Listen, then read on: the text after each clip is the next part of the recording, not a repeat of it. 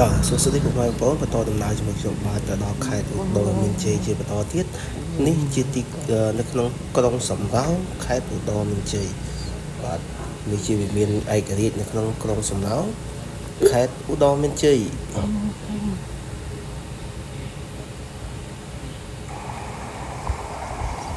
បាទនេះជាសួនច្បារនៅក្នុងទីក្រុងរបស់ខេត្តឧត្តរមានជ័យរបស់យើងដែលមានអាងទឹកដ៏ធំ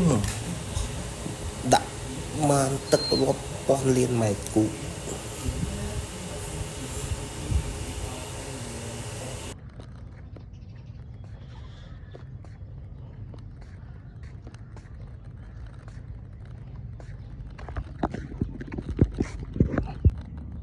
បាទនេះជាសួនច្បារដែលខ្ញុំឆ្លាញ់ខេត្តឧត្តរមានជ័យរបស់ក្រុងសំរោងតែម្ដង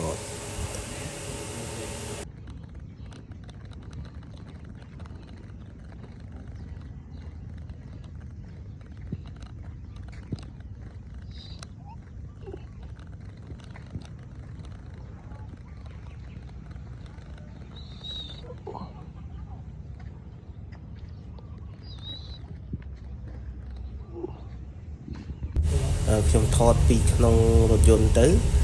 នេះជាសាលាខេត្តរបស់ខេត្តឧត្តរមានជ័យ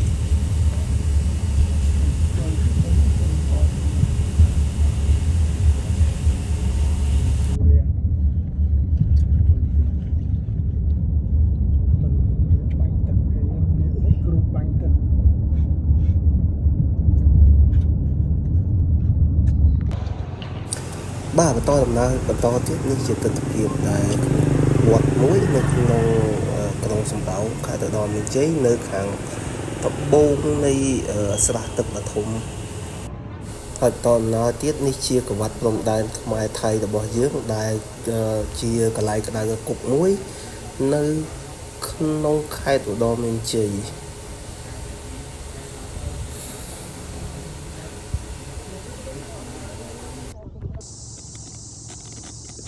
អានេះ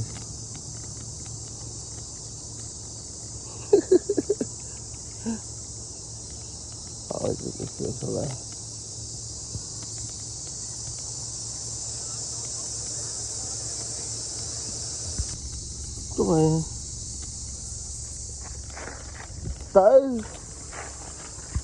បាទបន្ទាប់ពីធ្វើដំណើរអស់កន្លះថ្ងៃយើងបានត្រឡប់មកវិញហើយដែលនេះជាស្ពាន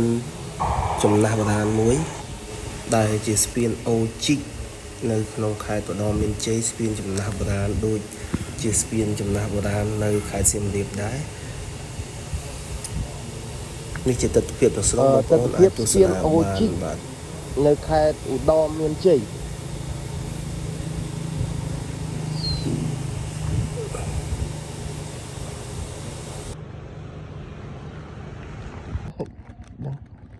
សាក់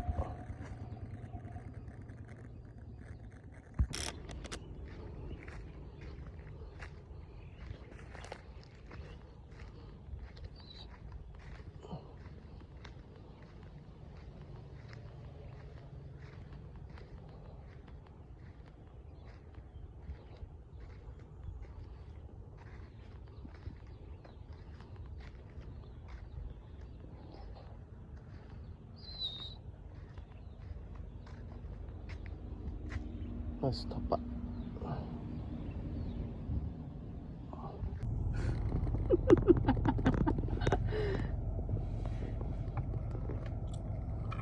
cô ở trên cạnh mình đây